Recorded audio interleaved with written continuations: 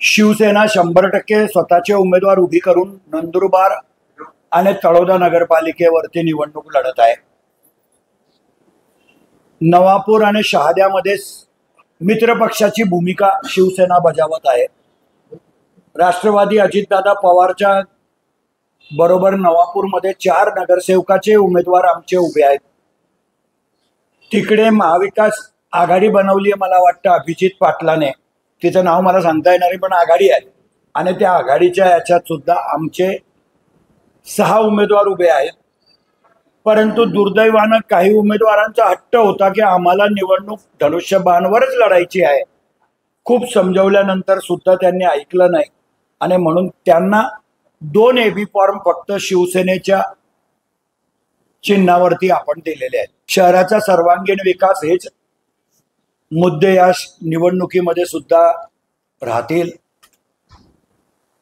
एकनाथ शिंदे साहेबाकडेच नगरविकास आहे आणि भविष्यामध्ये सुद्धा, कारण नंदुरबार शहराचा विकास आमच्या नेतृत्वाखालीच झालेला नंदनगरीच्या जनतेने बघितलेला आहे आणि नंदनगरीच्या जनतेच्या मनामध्ये आत्मविश्वास आहे की या शहरामध्ये जेही करू शकतो ते चंदू भैया आणि त्यांचा पक्षच करू शकतो आणि त्यामुळे नंदनगरीची जनतेचे आशीर्वाद घेऊनच आम्ही या निवडणुकीला सामोरे जाणार आहोत।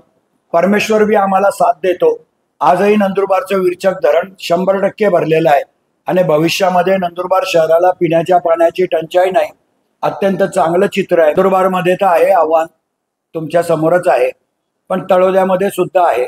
तळोद्यामध्ये सुद्धा भारतीय जनता पक्षामध्ये कुठं पण आपल्या जिल्ह्यामध्ये अंतर्गत गटबाजी आहे, शिवसेनेमध्ये गटबाजी नाही। भारतीय जनता पक्षाच्या 4 उमेदवारांनी तळोद्यामध्ये इंटरव्ह्यू दिली होती, त्याच्यातल्या एकाच उमेदवाराला, जो काँग्रेसचा होता पूर्वी, आमचा होता, तो भारतीय जनता पक्षामध्ये गेला। त्या सूर्यवंशींना भारतीय जनता पक्षाने उमेदवारी दिली।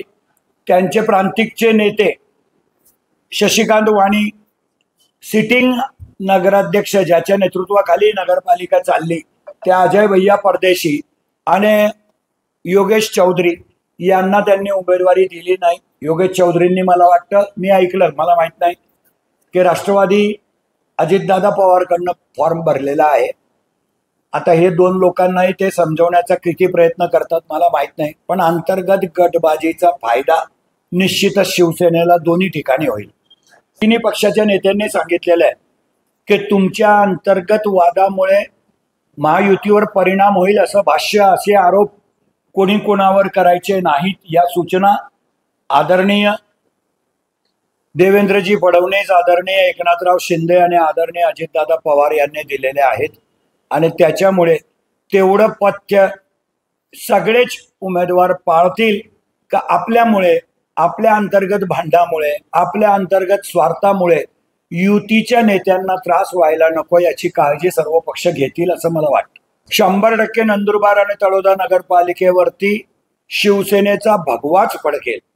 भारतीय जनता पक्षाचे काही नेते युतीसाठी प्रयत्न करत होते, हे सत्य आहे, पण नंतर ती युती भिसकटली आणि त्याच्यामुळे सर्वच ठिकाणी शिवसेनेचे तर उमेदवार तयारच होते।